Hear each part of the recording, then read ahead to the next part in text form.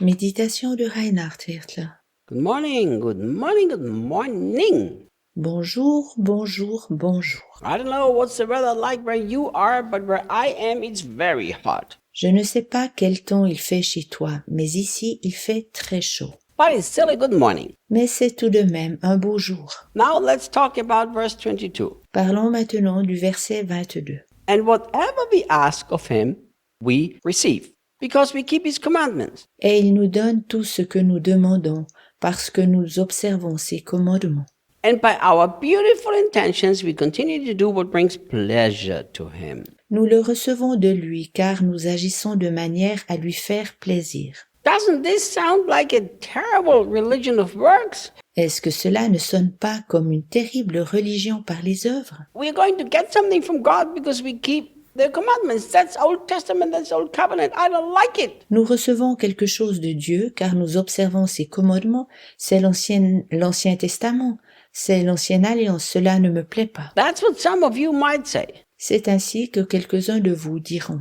But first of all, let me explain to you and to show you this is not part of the Old Covenant whatsoever. Premièrement, j'aimerais t'expliquer et t'assurer que cela ne fait pas partie de l'Ancienne Alliance. So the first thing, I really don't believe that it necessarily means ask. And I will explain to you why. Premièrement, je ne crois pas que cela signifie à coup sûr de demander et je t'explique pourquoi. Because the Greek word is used here for whatever we ask. One of the meaning is that we don't ask, but we actually demand it, we require it. L'une des significations pour le mot grec utilisé ici pour demander est véritablement que nous exigions ou revendiquions. And I believe this is the New Testament teaching of appropriating faith. Et je crois que c'est l'enseignement du Nouveau Testament au sujet de la foi saisissante. And it's written in the present tense in the active voice. It means I permanently can demand things that belong to me. C'est écrit au présent et à la forme active, ce qui signifie que je peux exiger en permanence des choses qui m'appartiennent. Now look what it says. Regarde ce qui est écrit. That we receive it. Nous le recevons. That doesn't mean that God gives. It means we grab it. Cela ne veut pas dire que Dieu donne, cela signifie que nous le saisissons, que nous le prenons. Because the word receive doesn't have anything to do with the one who gives, but it has to do with the one who takes. Car le mot recevoir n'a rien à voir avec la personne qui donne, au contraire avec la personne qui prend.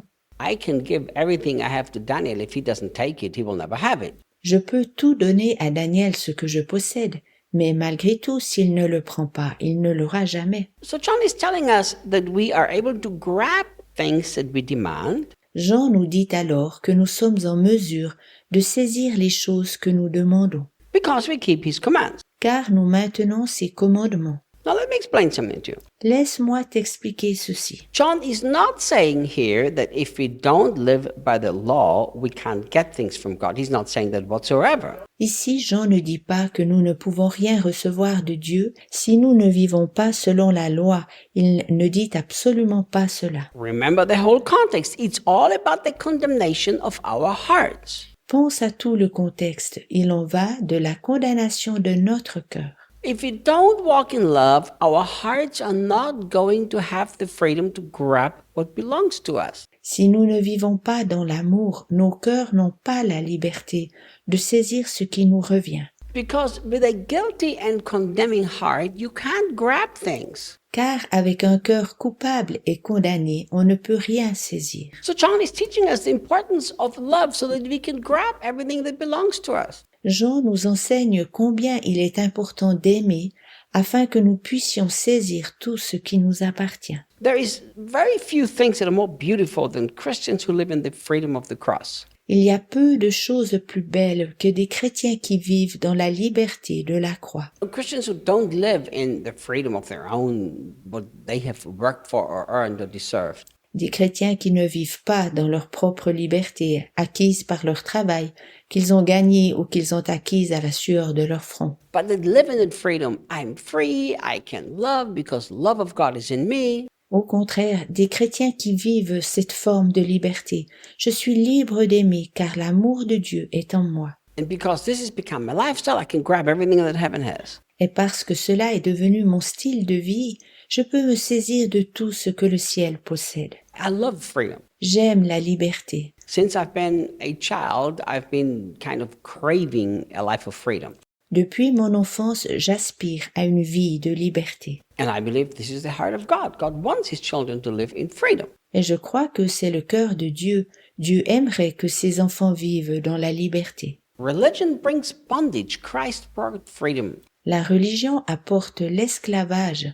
Christ apporte la liberté. So the more we learn to live in love, the more we can grab everything that belongs to us. Alors plus nous apprenons à vivre dans l'amour, plus nous pouvons nous saisir de tout ce qui nous appartient. And it's interesting that the Apostle John, he puts the keeping the command together with doing the things that please him. Il est intéressant que l'apôtre Jean relie garder les commandements avec faire ce qui lui plaît. Now look at the context. Regarde le contexte. The entire context until now, it's all about loving and walking in perfect love. Jusqu'ici, il en va dans tout le contexte de marcher dans l'amour. And in that context, John is talking about doing the things that please him. Dans ce contexte, Jean parle d'accomplir les choses qui plaisent à Dieu. So many Christians have asked the question, Tant de chrétiens posent la question.